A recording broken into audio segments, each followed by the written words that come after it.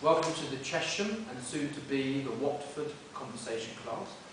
We were looking at idioms today and all the idioms were related to the word back. So I'm going to just briefly explain them to you. There's a nice expression, I'm not sure if it's an idiom, back in the good old days when we're remembering good times in the past. To get my back up means to annoy me, to make me angry about something.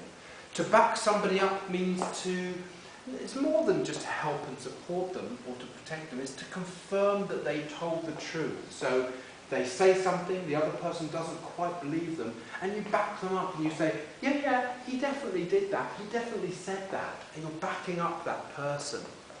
To do something behind your back is to do or say something bad, but without the person knowing. You do it behind their back, so they don't know that you've done it. To cover your back or to watch your back, they're very similar.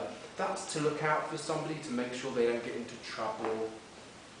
Now here's one where we added a Spanish idiom into the mix, which I really like that. My back was up against the wall, or you're backed into a corner, and the Spanish one, you are between the wall and the sword. I really like that.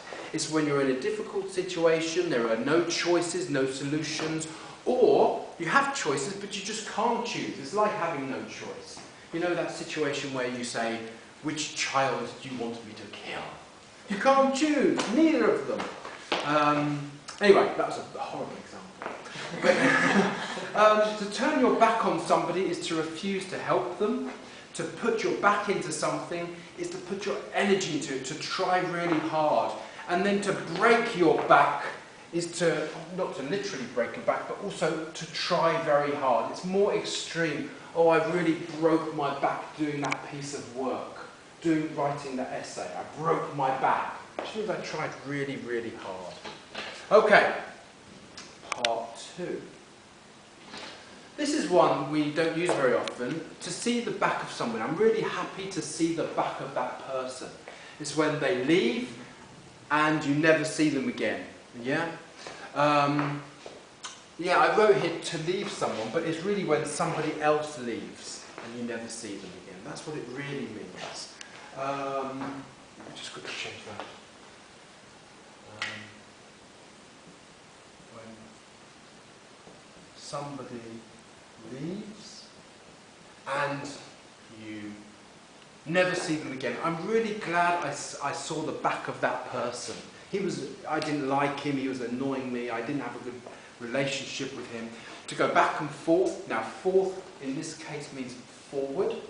It can be literal, you can physically go backward and forward, back and forth.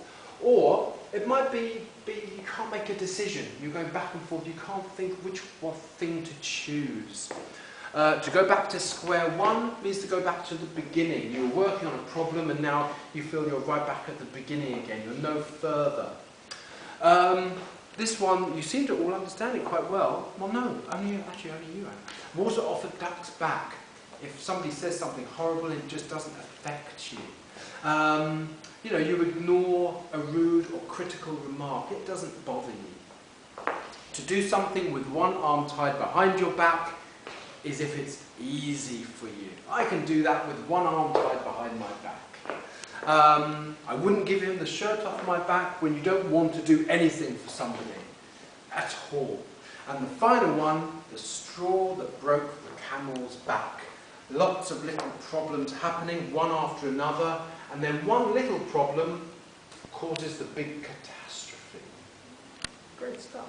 So they're all idioms. They don't really mean exactly what we're trying to say. They make our language more colourful, more interesting when we use them. So pick a few and try to really use them. Try to think, I could use that with my children, with my partner. You really get my back up. See you later.